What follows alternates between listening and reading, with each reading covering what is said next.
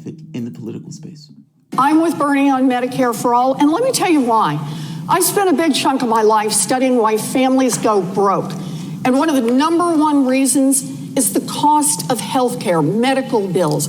And that's not just for people who don't have insurance, it's for people who have insurance.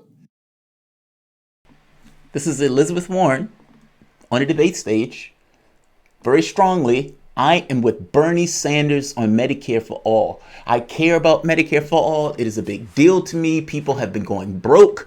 I'm a lefty. I'm a progressive. Please give me money and give me your votes. I am Bernie Sanders with a vagina. Here's another one. Talking about climate change and big, expansive, progressive policy in order to deal with the climate emergency. Zero carbon pollution economy-wide by 2050. So I wanted to ask you today if you could commit to doing so and how you plan on achieving that starting day one and in your first 100 days as president. No, I don't want to do this by 2050. I want to do this by 2030. That's where we ought to be aiming. Again, how do you do this in 2030 without big, expansive plans, meaning a Green New Deal? Now, Sanders put out his Green New Deal. I think it was like $30-something trillion. Sanders, of course, Medicare for All.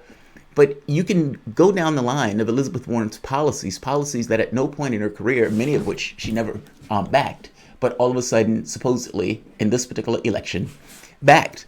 And they line up pretty well with Sanders with a moderate amount of pullback from where Sanders would typically go with his particular plans. When you get into issues of foreign policy, not so much. But from the standpoint of domestic policy, she wrapped herself in this narrative that she was Bernie Sanders, or a female Bernie Sanders that just so happened to be 10 years younger. And she ran this race that way. There were a lot of lefties who bought into this. And buying into this gave her their support, gave her their votes, gave her their cash, and actively argued that these two were effectively the same. That you voting for one is effectively voting for the other, and the fact that you had two in the race was somehow a better item. Now, initially, having two in the race arguing for Medicare for All on a debate stage was better. But at a certain point, it became clear that these two people weren't together on this. I mean, ultimately, if Elizabeth Warren really was pushing for those big structural changes that she wanted, ideally, she would have just backed Sanders. That's the guy who's doing it, as opposed to getting into the race and splitting the vote. It does help when you have Warren, Gabbard, and Sanders in the first few debates and issues of healthcare, issues of policy that they kind of dovetail on, either foreign policy or whatever. It helps. It works. In Tulsi's case, her staying in the race wasn't necessarily a detraction from Sanders. And if I'm being honest, it gives him space on the left in regards to foreign policy issues because of the areas that she goes on those issues. But Warren, that ran out pretty quickly. It became clear pretty soon that Warren wasn't for Medicare for All. And yet she would get on the debate stage and claim that she would be for such. However, when she get off the debate stage, she would say something entirely different, which undermines Medicare for All.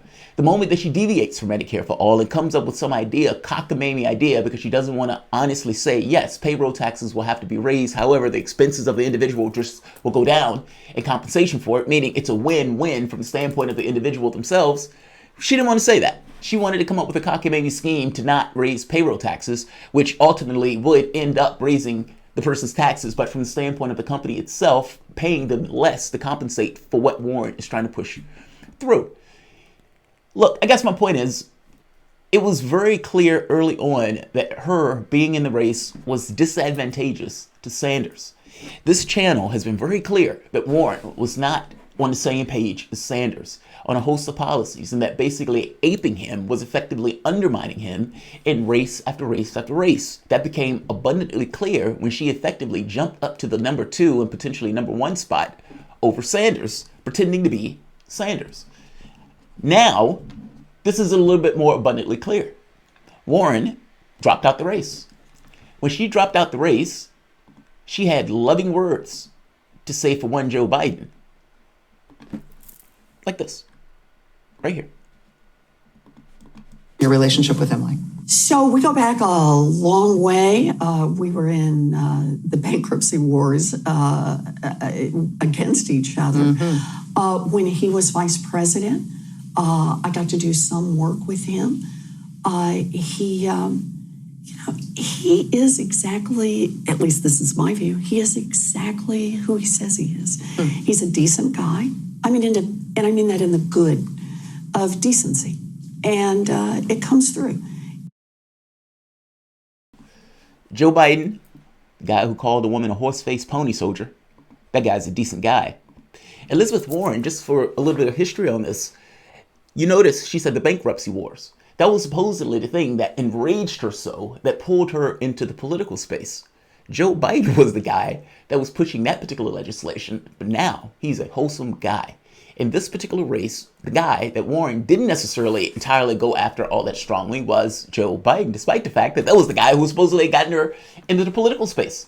And the guy who supposedly that she was aping, the guy who she pretended to take all of these various policies that she clearly didn't necessarily believe in. I mean, the papers had already reported that Warren's camp didn't realize they would have to go into details on Medicare for All because she was taking it for political reasons, not necessarily for authenticity.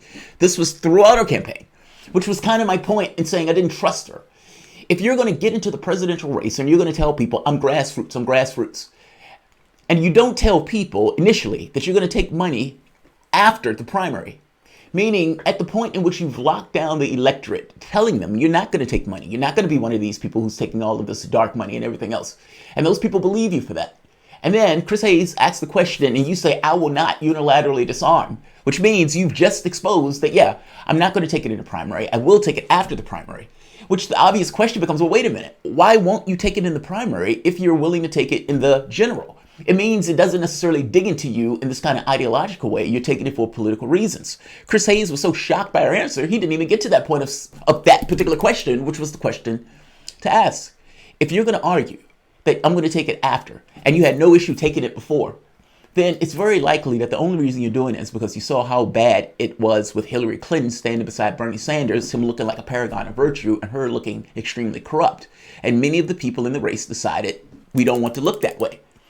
Warren comes out with this notion, I'm not taking super PAC money, I'm not taking PAC money, I'm not taking all of these oligarchs' money, etc.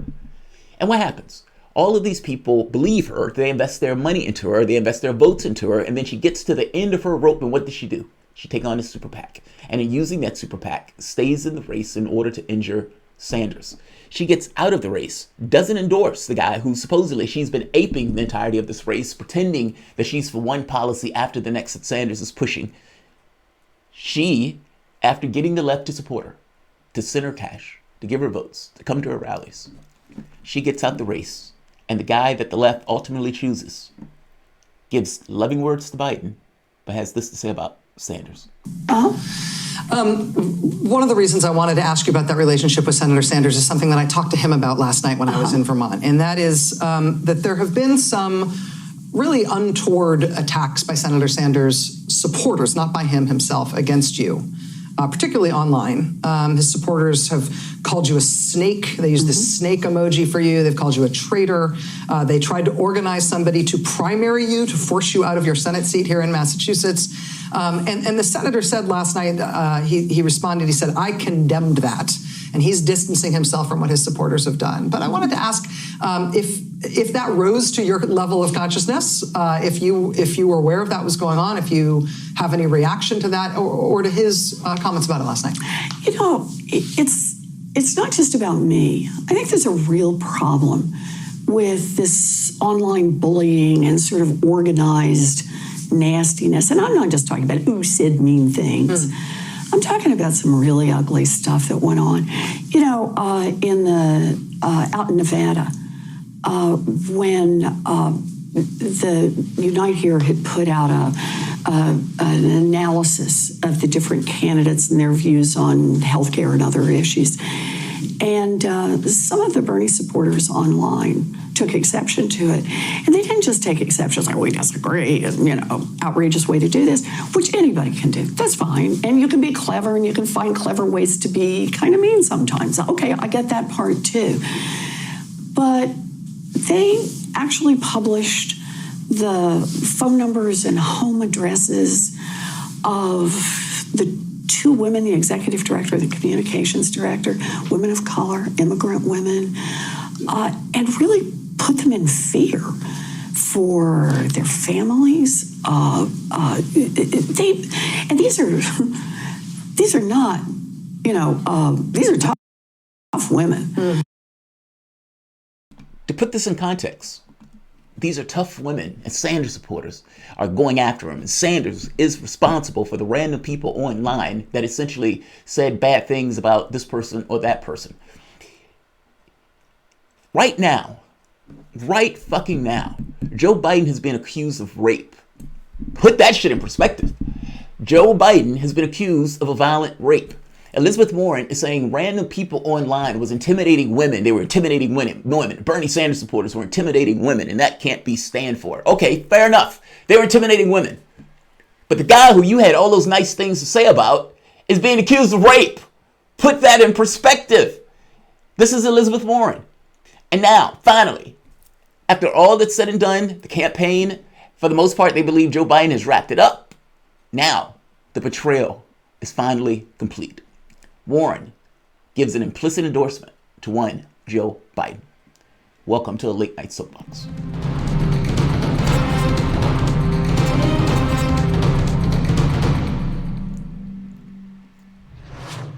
My name is Jamal Thomas. This is the Progressive Soapbox. It is, 3 something in the morning? Okay, 4:05, 4:06 a.m. I ended up dozing off for a large part of the day after I finished work. And I wake up and I see Bob's sends me a text, co-host Bob. And he says, hey, are you looking for a monologue on Monday? And he sends me this. He sends me this article. Elizabeth Warren endorses Joe Biden's leadership. Steady, thoughtful, smart, like Obama. I dragged my ass up from the couch and I was like, I don't have to wait till Monday. I have a show, dog. I have a platform. Let's talk about this. Now, I've been exceptionally right on this point. My wife hates when I say that, but it is true. My political instincts on this have been pretty accurate. And it's not anything, it's obvious. I mean, I hope you understand what I'm saying here. You only have to look at what the person is doing. I don't give a shit what she's saying. I care what she's doing and the real world effect of what she's doing. I don't care what she's saying. I don't care the perceptions that people have about that stuff. If you are in the race and you are undermining the guy who I'm pushing for, then you're not for me. Then you're not backing my guy. You're not an avatar or advocate of the left. If I know that this particular guy is authentic, I know this guy is the real thing. I know this guy is the real deal. If I'm looking for somebody for big structural change, this is the guy, then I'm good. I don't know what you're here for. And if you are here saying you want similar things in order to undermine this guy, and at no point in your history do you have a history of pushing for that stuff, then I disbelieve you. When I see articles showing back in 2016, again, when somebody tells you who they are, you should believe them. Inside secret list of demands Warren gave Hillary. Warren gave her support for Hillary to get political concessions. That's just true. 2016, Elizabeth Warren gave her support to Hillary to get political concessions. It didn't matter that Sanders asked her to run. She had already given over her support and allegiance. Clinton was actually scared that Warren would back out of it. But Warren was going to get deals or whatever for Clinton getting in office and winning the White House. She's a political actor. That's my point. And looking at her through the lens of a political actor, not an ideological actor like Sanders, it becomes very clear that she's going to go in the order of the political wins, and she is a creature of the Democratic Party. Right here. I also know that behind the scenes, Warren and Clinton were working together. So if I'm looking at this race, why would I ever come to the conclusion that Warren is working to the benefit of the left? That is a ludicrous perspective. Cenk Uygur, Ryan Grimm, Emma Vigeland, all of these people, they were wrong. They were entirely, utterly wrong. Either they had friendships with Warren, either they knew Warren, they had some perception of her that just was not indicative of reality or indicative of what she was doing and the effect she was having in this race. The fact that this exists should give you qualms right off the bat. Only 3 things can be true here that I can think of, maybe more, but maybe 4. Either Warren is a political actor, like I said, and she has bad political instincts, meaning this is an ideological thing. She takes the position that she believes she needs to take in order to get from point A to point B. It's political expedience. If I need to grift on the left and take Sanders' position in order to pull those guys in, that's what I'm going to do. I will be a little bit less than him to try to give those people who are part of the other Democratic Party who may want to vote for me, meaning to try to be a betweener between Biden and Sanders. That's how I'm going to run this race. That means, however, she needs to grift like nobody's business and pretend to be Sanders in order to get people who are stuck on Sanders to be stuck on her, to believe that those two are somewhat of the same quantities. As a political actor, I hope you understand what I mean. This is not an ideological thing. This is entirely political. Point A, point B, take the position that's needed to do that, whether I believe the position or not. The back off of Medicare for All should give you qualms on whether or not she believes any of this stuff, policy-wise, which I suggest to you is the reason why her support shriveled up. People realized they couldn't believe her. It just took too long for that to take place.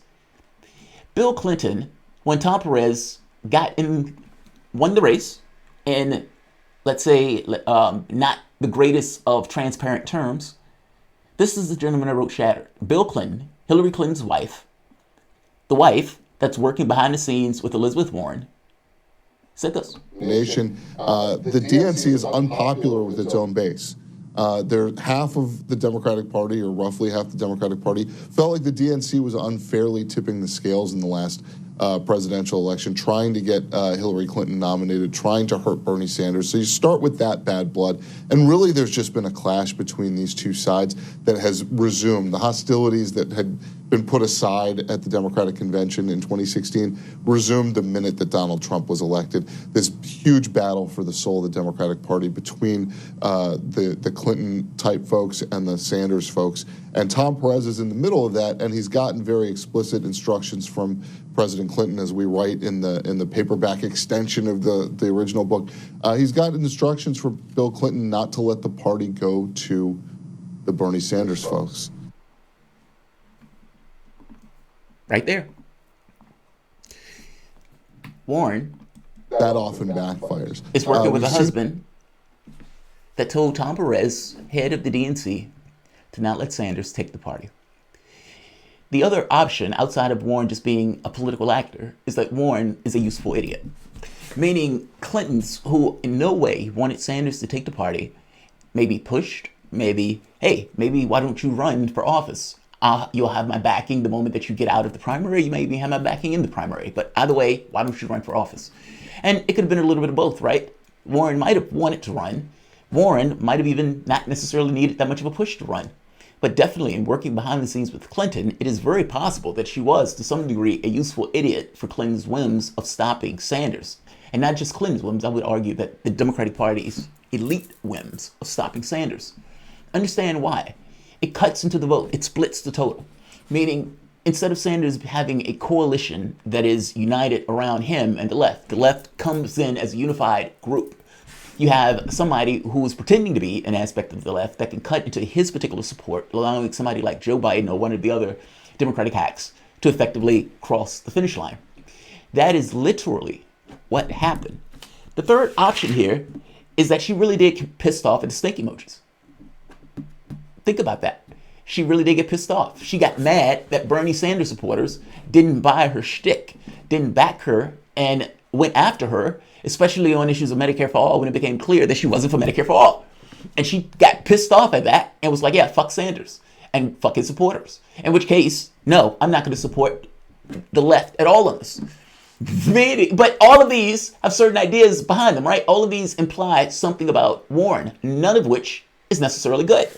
It's very possible, a fourth, that all of this is true. Meaning every last one of those items played a part in Warren's actions in this race. How small and pathetic of a person that you're going to grift votes like that. And again, if she's a political actor, then this is just part of the political process, right? You're going to grift votes and money. And then when you get to the very end of the race, when you lose and the left doesn't necessarily choose you because they don't necessarily believe you, instead of you backing and assisting the left, you start taking money from a super PAC, something all those people that gave you money, you told them you would never do. You start taking money from an oligarch in order to stay in the race for Super Tuesday, having this effect. This is literally what happened. If Warren wasn't in the race, Super Tuesday looks different. She used $14 million from an oligarch in order to stay into the race, effectively fucking over everybody that gave her money, believing that she was somehow akin to Sanders, in order to stop Sanders. Sanders wins Vermont, Utah, Colorado, California. Now, if you look at Texas, Joe Biden, 34.5%, Sanders, 30%, Warren, 11.4%. Meaning, if you take half of this, because Sanders was getting roughly half of her support, he wins Texas, potentially. Same thing with Minnesota. Joe Biden, 38.6, Sanders, 29.9, Warren, 15.4. Again, she had no potential to win any of these states, let alone the Democratic primary. She was broke, hemorrhaging cash. She used a super PAC just to keep her in the race of Super Tuesday to allow her to split the vote, allowing Joe Biden to give a killing blow. Maine, same thing, 34.1%. Sanders, 32.9%. Warren, 15.7%. That's a win if she wasn't in the race. Massachusetts, Biden, 33.6%. Sanders, 26.7%. Warren, 21.4%. Again, that would have been a win. Now, imagine for the moment that Warren wasn't in that race. That when all of those moderates were consolidating, she got out the race, backed Sanders. Meaning the news and the media doesn't have this notion of, oh, wow, look at all of these people endorsing Joe Biden. You get a different argument or a different narrative of moderates versus lefties, a consolidation of the left versus a consolidation of the right-wing Democrats. On top of that, each of those states that Warren wouldn't have been in, with an endorsement from Warren, those people might have went to Sanders even in larger totals than what was being shown in regards to the split if Warren wasn't in the race. Meaning, instead of Joe Biden winning all of those states, you would have had a situation where Sanders would have won 3 to 5 additional states. That is a different narrative. That's a different story going forward. I hope you understand my point with this. Back in 2016, she had the potential to back Sanders, which would have allowed him most likely to win Massachusetts. Going forward, again, winning the states gives you a narrative that you move forward into the next states. The same thing was true with Super Tuesday. After Super Tuesday, it had this impression that this race was over. Warren gets out the race after Super Tuesday because what's the point? She's done her job. They needed to stop and blunt Sanders' momentum there. They were having meetings on how to stop Sanders. I hope you understand what I mean by this. This is why I look at this as a thing of the party itself organizing in its entirety to stop Sanders, and Warren wasn't a bug, she was a feature. Stop Sanders. Democrats are agonizing over his momentum. Look at this part. Look at this part. Where is it? Right here. The matter of what to do about Bernie and the larger imperative of the party unity has, for example, hovered over a series of previously undisclosed Democratic dinners in New York and Washington organized by the longtime party financier Bernard Swartz. The gatherings have included scores from the moderate or center-left wing of the party, including Nancy Pelosi of California, Chuck Schumer of New York, the minority leader, former Governor Terry McAuliffe, Mayor Pete Buttigieg, himself a presidential candidate, and the president of the Center of American Progress, Neera Tanden. Don't think for 1 minute that each of these people were functioning as individuals. They were functioning as a party. They organized as a party. They collapsed together as a party behind Joe Biden. Joe Biden was the only candidate, if we're being honest, that could have really stopped Sanders in this race. And so despite the fact that he's not altogether there mentally, they back him, including Elizabeth Warren, the candidate who was supposed to be out there for women. Warren has given an implicit endorsement to one Joe Biden. Let's hear her. There are 2 clips of this. Let's see. 1 second. There we go. A lot of us want you to have as big a role as possible in whatever administration comes next and is required to clean up the Trump mess. It's going to be the biggest goal. Do you see a role in the cabinet? I'm sure you hear the vice presidential chatter. would you prefer Treasury Secretary? Where do you see yourself fitting in the cleanup effort that we are going to need nationally when it comes to leadership? For me, and I appreciate the kind and generous words, but right now, and we are in the middle of this crisis, and that's where I'm keeping my focus. You all know me. I thought I was going to spend my whole life as a school teacher. That's what I wanted to do. And then thought it would be, okay, I'd go over and teach in law school.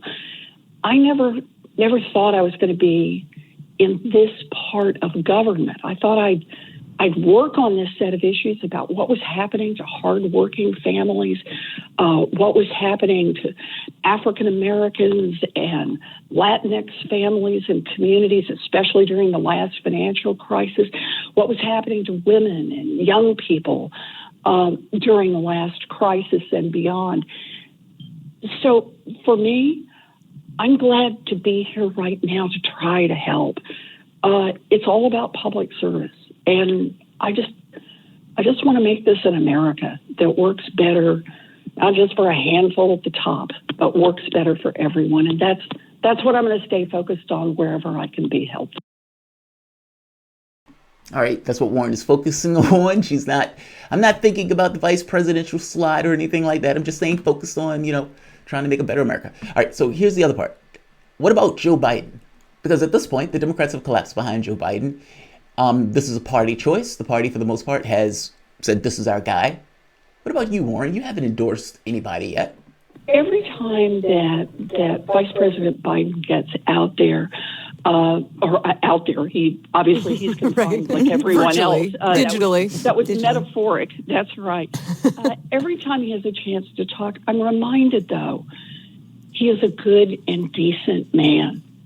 And as a leader, he would not be putting himself first. He would be putting first the interests of the American people. He would understand at a human level what this pandemic means to Americans. And I would have no doubt that he would both be doing everything he could to have a strong response and that he would run a competent government with smart people to help get that done. It's a crisis like this that reminds us how much we need leadership.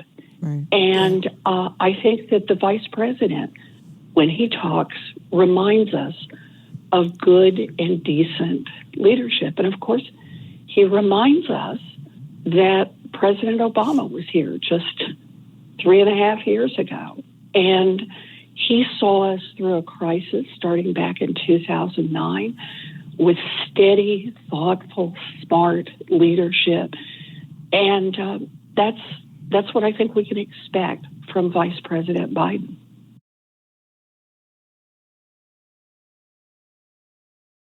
Is that what you would expect from Vice President Biden? Let's be honest. Let's be honest. Is it that she hasn't seen Biden talking over the past 2 weeks? Has she not seen Joe Biden give one disastrous interview after the next over the last 2 weeks? What is she talking about? Warren, again, my argument is a political actor. Compare what she just said, the corporate lawyer who was always a school teacher, compare what she just said to reality in regards to what you've seen of Joe Biden over the past, let's say, 2 weeks. One of the weeks, they had to hide him. And the second week when he came out, it was one embarrassing interview after the next. Then the guy gets accused of rape. And everybody goes mum on that particular issue, including the woman who was supposed to be out there fighting for women. This is Elizabeth Warren, the final betrayal. It is finally complete. She's come full circle. Whether she comes out with an explicit endorsement of Joe Biden or not, at this point, she's already given her vocal support for Biden in that other interview where she turned around and viciously attacked Sanders and his supporters, or in that particular conversation with Zerlina Maxwell and the other Clinton person.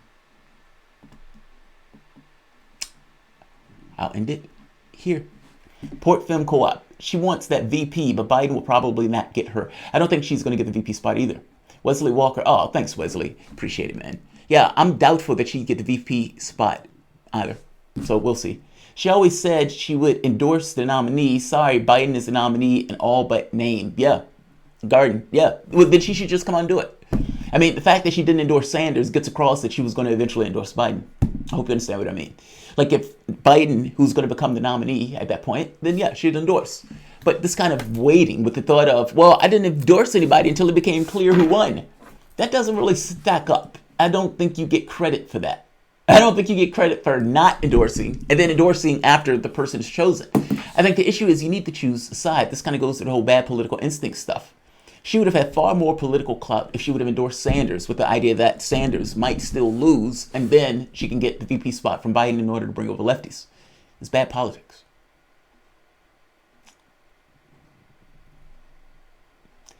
No, she would never endorse Sanders at this. Well, not now. I mean, I'm talking about when the moderates got out the race, she should have gotten out the race. If you're an ideological actor. That's all. That's where I'm at. Like, share, subscribe.